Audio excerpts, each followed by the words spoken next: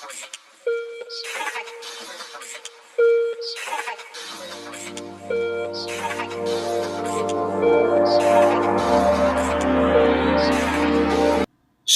Barakatah. This is High Priest called Halal Love the Law, back with another video lesson, giving all praises, honor, power, glory, dominion, majesty, reverence, blessings, worship, love, and admiration to the Most High, Yahweh, and Yahweh only. Double honors, triple honors to Yahweh and Yahweh only. No Bahashem. Understand that. All right. Now, the title of today's video lesson is Proof. Numbers 24 and 17 is not about JC. This is the proof of the truth. I'm the high priest called Halal. This is YOZ University, the YOZ School. Welcome to class. We about to cut these non-believers up like arts and crafts and edify the lower class to a higher class, the higher class of the aristocracy of Israel, the remnant. Understand that? Yeah. Y'all know it's YOZ till the saints are free.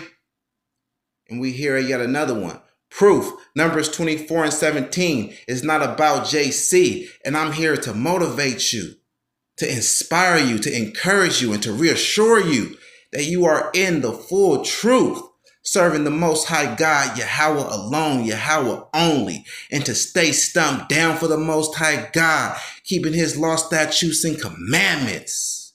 Yeah, you are in the full truth. Yeah. And stand by us. We are together in this, as this community, as this congregation of YOZ. We are an online congregation right now, but we got our street ministry coming soon. Salute the Chief Priest Alawan. All right. So stand with us, keeping these law, statutes, and commandments.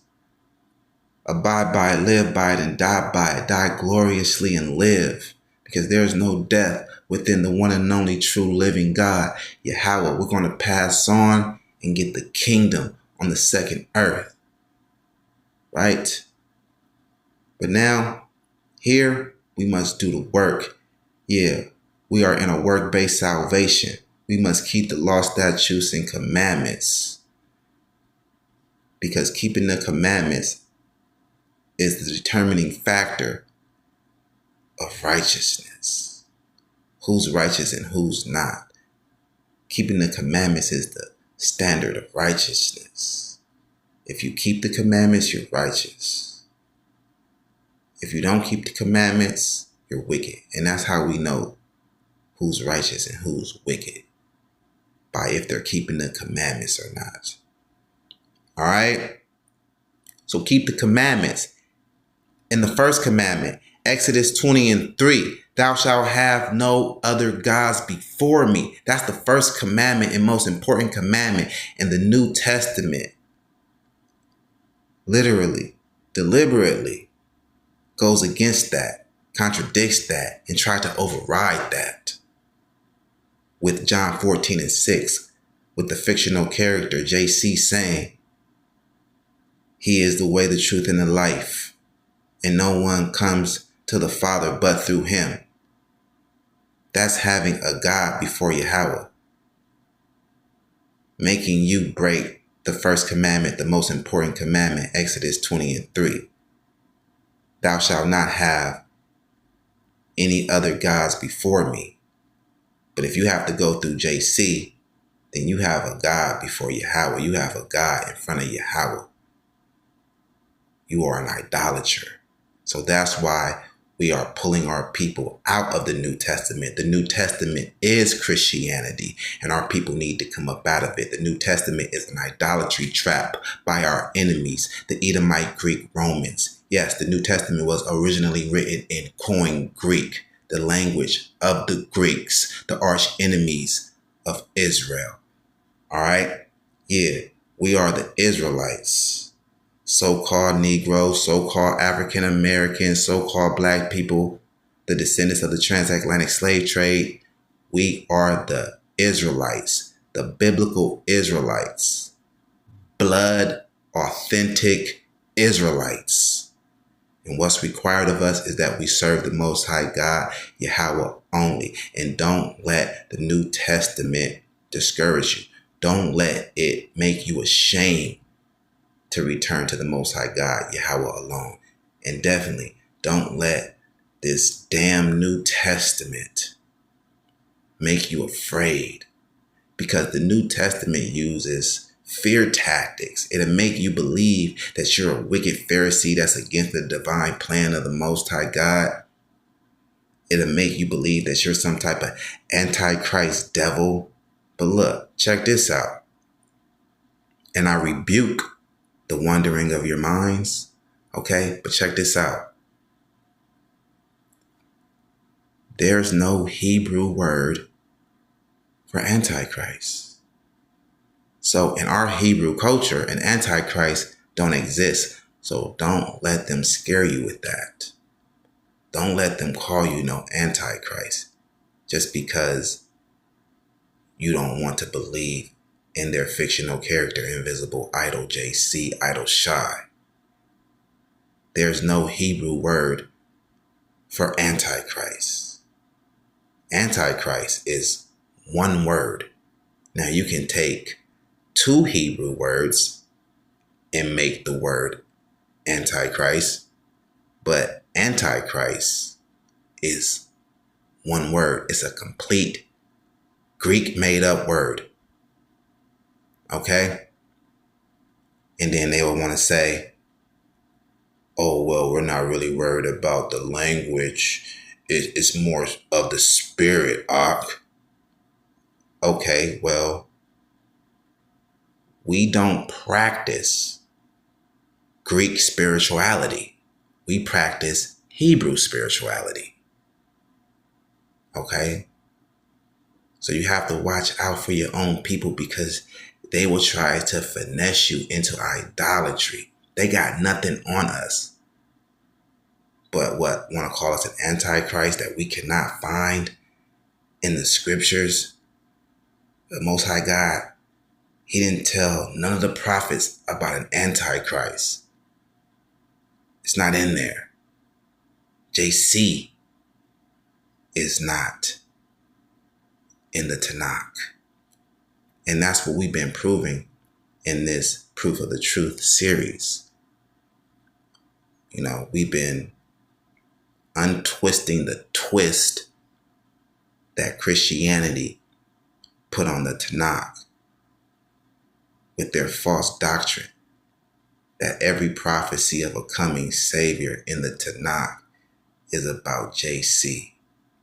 And the One West school of thought is Hebrewanity, because they took on that false indoctrination of Christianity, that every prophecy in the Tanakh is about JC, when it's not. All right?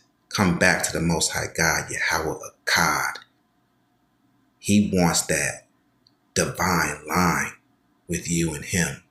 He wants you to have that direct connect, to go straight to him.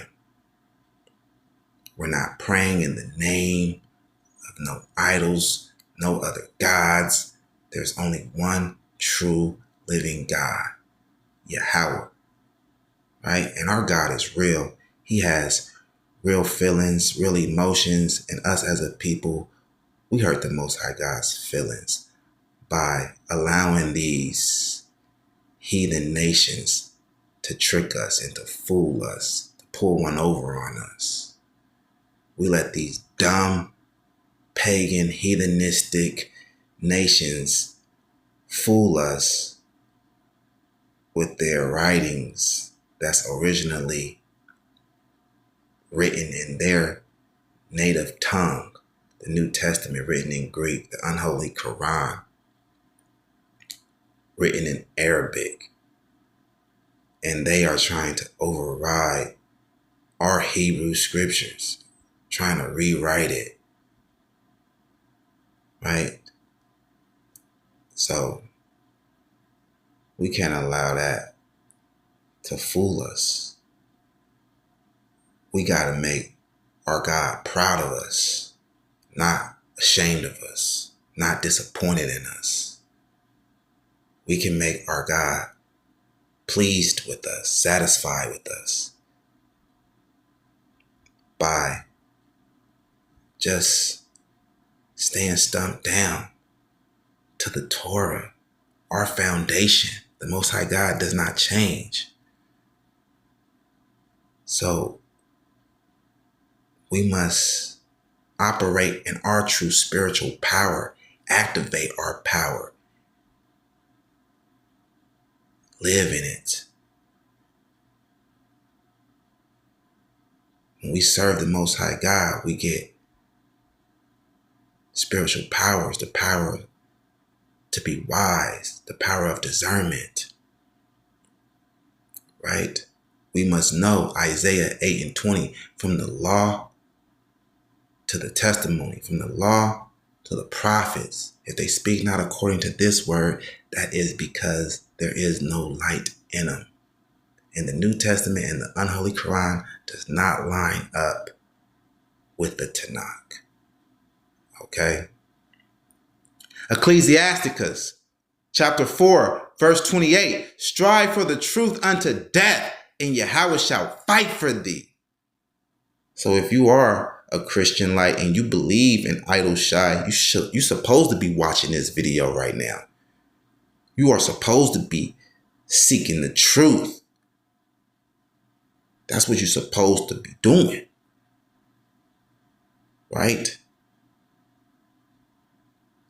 Yeah.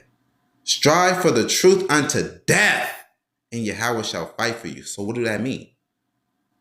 That means seeking the truth is your duty in life. It's your purpose in life. Strive for the truth unto death. So all the days that you are living, you are supposed to be striving for the truth, seeking out the truth. And when you find the truth to serve the Most High God, strive in that. Strive to do well in that. Keeping his law, statutes, and commandments, abiding in the code of conduct of the Most High God. Right? And that's when you will get true salvation. All right? Yes. Hear these discussions. Hear these debates. Let's go to Ecclesiasticus chapter 6, verse 35. This is healthy learning. Ecclesiasticus chapter 6, verse 35. Be willing to hear every godly discourse, and let not the parables of understanding escape thee. Yeah, that's right. Right? So it's not wise to observe Greek writings about the Hebrew God. All right? So let me give you a parable. All right? Now, you got a song in Hebrew, and it's for the Hebrew people, right? Or you got a song in one language, and then here goes somebody else making a part two of that song, but it's in a whole nother language.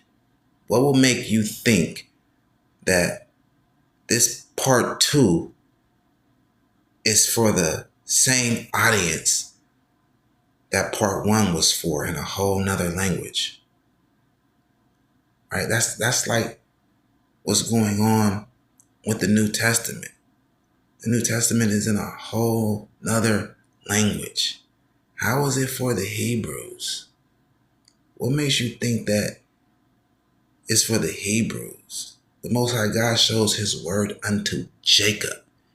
Jacob is a Hebrew. He speaks Hebrew, he writes Hebrew. Right? What makes you think that? What makes you think that, man? What makes you think that that's okay? What makes you think that that's allowed? Right? Stockholm syndrome. Just being around this white man so much. And now you even accept his writings about the Hebrew God. And yeah, they're in disguise. But you must know, if the New Testament was written by Hellenized Israelites, you have to understand the meaning of Hellenized. It means that these are Israelites that took on the customs and the ways of the Greeks, right? So in the New Testament, it's teaching about eating flesh, right? Eating a human being's flesh, drinking a human being's blood. Now that's just bizarre. Rather, it's literal, spiritual, or symbolic, right? It's just against us, right? So all of that stuff is pagan. Human sacrifice is pagan. The Most High God hates human sacrifice. Deuteronomy 12:31. Human sacrifice is against the law. Deuteronomy 24:16. So know the law and depart from idolatry. Alright?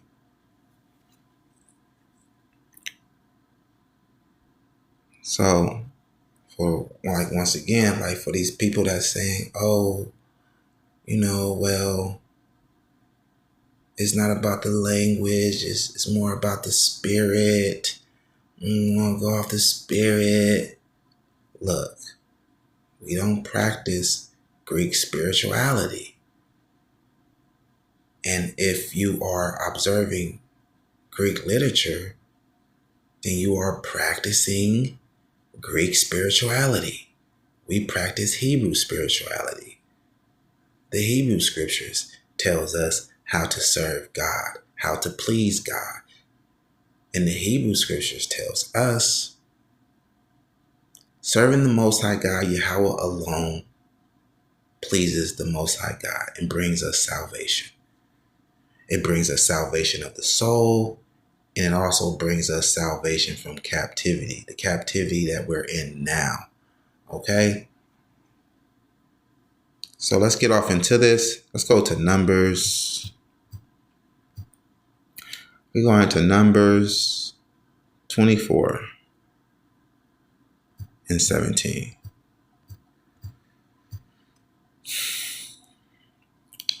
Numbers 24 and 17 is not about JC idle shy. Listen up. I rebuke the wandering of your mind. I rebuke your short attention span. And in the name of the Almighty God, Yahweh, I rebuke the wandering of your mind. In the name of the Most High God, Yahweh alone, I rebuke your short attention span. Pay attention, and pay attention to all the video lessons, because this is the truth. The Most High God has blessed us with the true doctrine of the scriptures.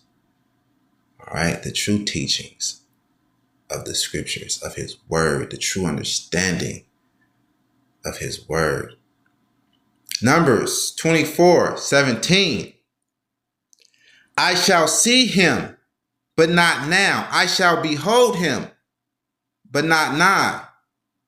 There shall come a star out of Jacob, and a scepter shall rise out of Israel, and shall smite the corners of Moab, and destroy all the children of Seth. The children of Seth is like the children of men, right? Because Seth is the third son of Salakia.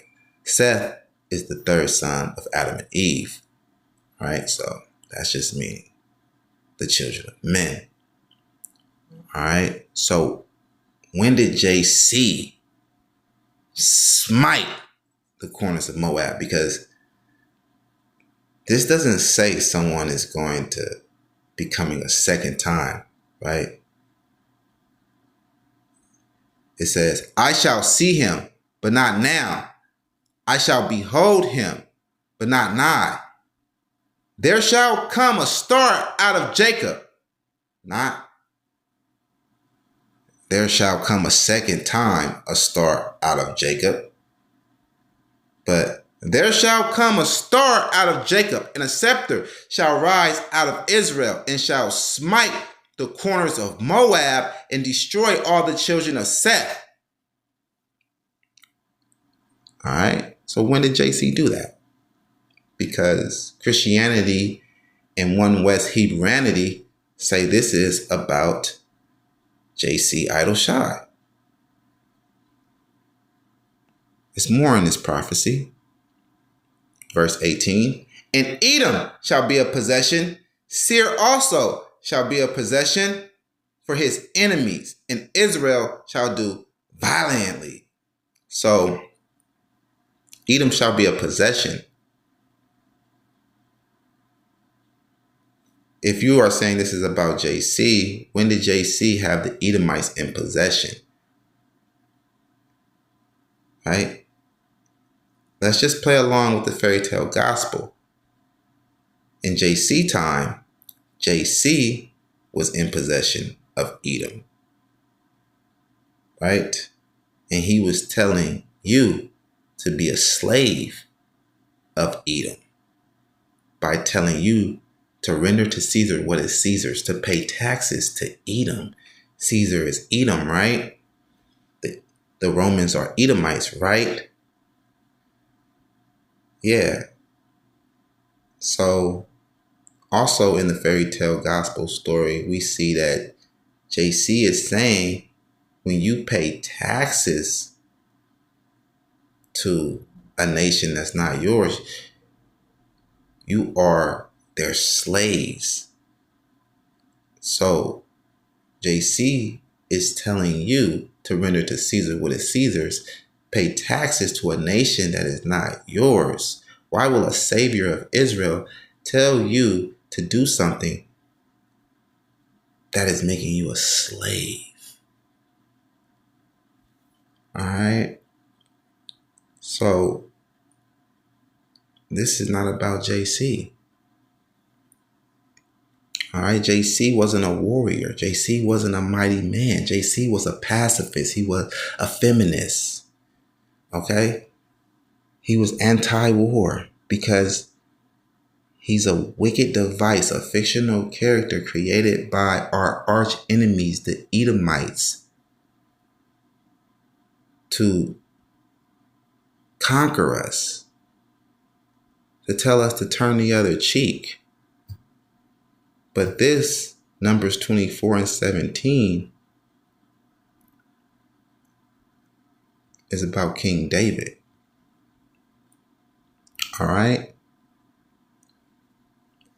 And we hear at 2 Samuel chapter 8, verse 1, and we're going to prove that this is about King David, right? He didn't believe in turning the other cheek. The Edomites want you to turn the other cheek so that you can be easy to conquer, so that you won't fight back when they strike your ass, right? 2 Samuel 8, verse 1. Who fulfilled the prophecy at number 24 and 17? King David did. King David fulfilled the prophecy of Numbers 24 and 17.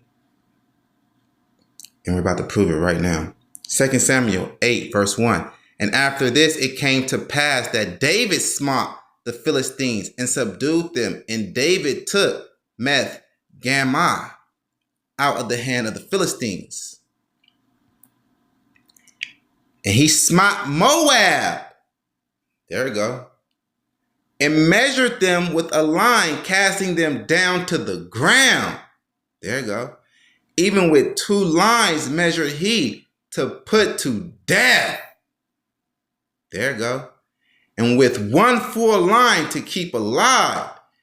And so the Moabites became David's servants and brought gifts. That's the fulfillment. Numbers 24:17, it says that he will smite the corners of Moab. There it go. And all the children of Seth. 2 Samuel 8, verse 1. He took over the Philistines, all the children of Seth. He's basically conquering the world, the whole known world.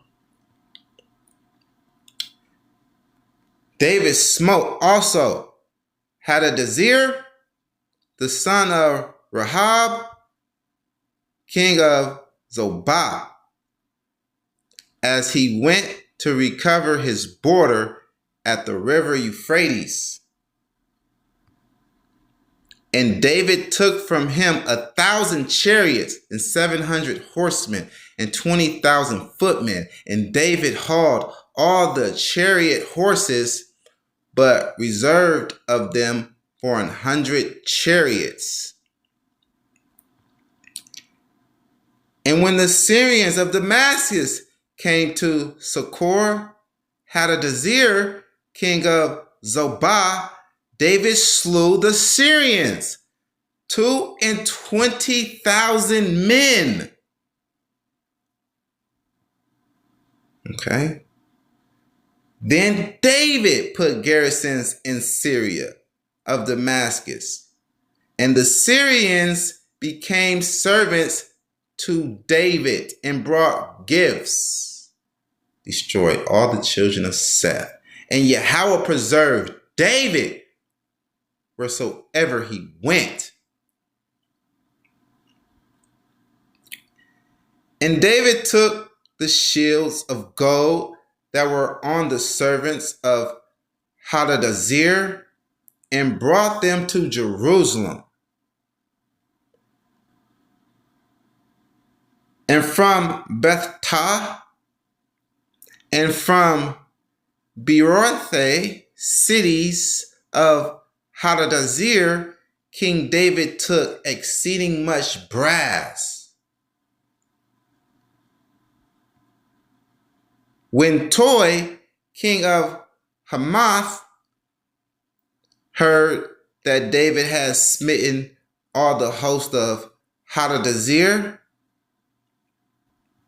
then Toi sent Joram, his son, unto King David to salute him and to bless him, because he had fought against Hadadezer and smitten him. For Hadadezer had wars with Toi.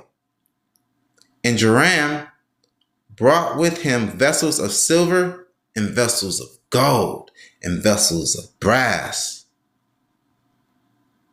which also David did dedicate unto Yahweh with silver and gold that he had dedicated all Salakia, which also King David did dedicate unto Yahweh with silver and gold that he had dedicated of all nations which he subdued, of Syria and of Moab. There it goes. Smite the corners of Moab and all the children of Seth, and of the children of Ammon, and of the Philistines, and of Amalek. That's Edom. Edom shall be a possession. Seir shall be a possession. Amalek is Edom. Is he not? And of Amalek, and of the spoil of Hadadezer, son of Rehab, king of Zobah. And David got him a name when he returned from smiting of the Syrians in the valley of Salt, being 18,000 men. And he put garrisons in Edom.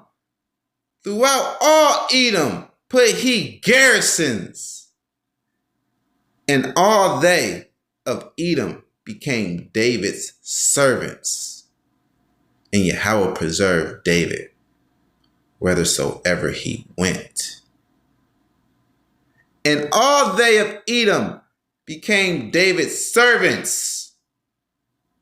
And Yahweh preserved David wheresoever he went.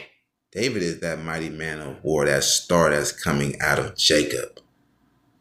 The scepter that's rising out of Israel, that's destroying all the children of men, that's smiting Moab and having the Edomites in possession.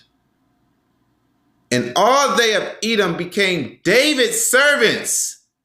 And Yahweh preserved David wheresoever he went.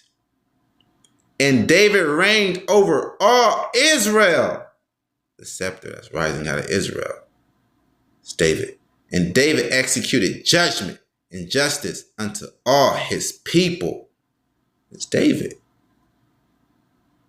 Justice. The just man. Righteous man. Right? Back to Numbers 24 and 17. Let's see who fulfilled this, so y'all can see who it's about. Numbers 24 and 17. I shall see him, but not now. I shall behold him, but not nigh. It's a future prophecy in this time of Moses. There shall come a star out of Jacob, and a scepter shall rise out of Israel, and shall smite the corners of Moab, and destroy all the children of Seth. Now, who did that?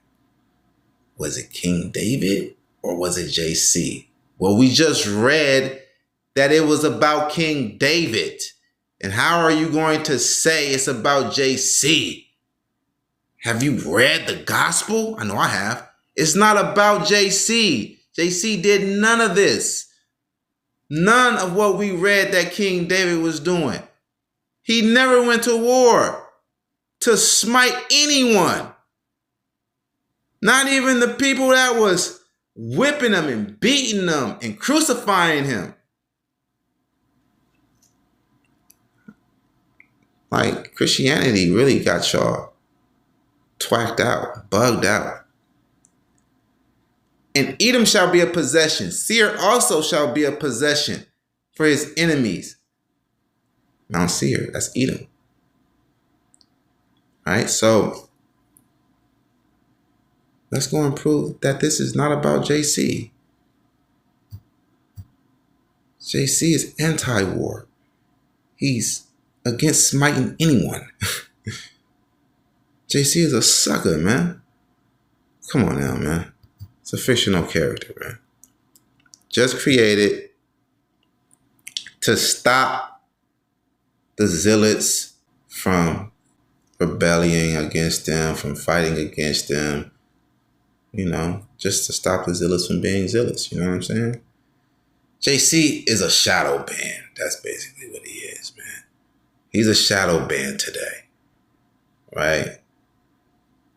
So he's just to suppress this zealot message, right? He's to prevent the true message from getting out, right? He's an ancient shadow band. All right. Matthew 5 and 43. Ye have heard that it has been said, thou shalt love thy neighbor and hate thy enemy. Right? So he's finna go against this right here. Ye have heard that it has been said, thou shalt love thy neighbor and hate thine enemy. When you hear about that in the Tanakh, don't I hate them that hate you, O God? Yes, I hate them with a perfect hatred. I count them as my enemies, right? So he's getting this from the Tanakh. He's finna go against this, even though he said that he is not come to destroy the law and the prophets, right? And to love your neighbor is in the law. But he's about to come with something new, right? Because when he said that he did not come to destroy the law and the prophets, that was a euphemism. He did not come to destroy, but he came to fulfill. To fulfill is to bring to an end, right? when you bring something to an end, you destroy it. It's over with. It's depleted. It's completed. It's over. You're going to bring it into the law. So it's a euphemism, right? Saying a harsh thing in a nice way, right? So Matthew 5:43, it says, ye have heard that it has been said, thou shalt love thy neighbor and hate thine enemy. But I say unto you, now he's coming with something new, love your enemies. See, the Most High God told you to love your neighbors. He did not tell you to love your enemies. The JC is saying, no, don't just love your neighbors, love your enemies. So you got our own people that are like spiritual agents. They may not think that they're agents, but they're like spiritual agents. The Christian lights with the One West false doctrine. You know, they'll try to tell you that the understanding of this is to love the enemies of your people. But he just said that it has been said to love your neighbors, right? But now he's coming with something else, to love your enemies, not just your neighbors, right? But let's read on. But I say unto you, love your enemies, bless them that curse you, do good to them that hate you, and pray for them which despitefully use you and persecute you, that ye may be children of your Father which is in heaven. For he maketh his sun to rise on the evil and on the good, and sendeth rain on the just and on the unjust. For if ye love them which love you, what reward have you? Do not even the publicans the same? And if you salute your brethren only, what do you more than others? Do not even the publicans so? So it's not the enemies of your nation. Because he's saying if you salute only your brethren, you're not doing nothing. So it's not the enemies of your people. It's not your brothers. It's the other nations. And if ye salute your brethren only, what do ye more than others? Do not even the publicans do so? Right? So he's telling you to love the enemy nations. He's not trying to smite the enemy nations. He's telling you to love the enemy nations, man.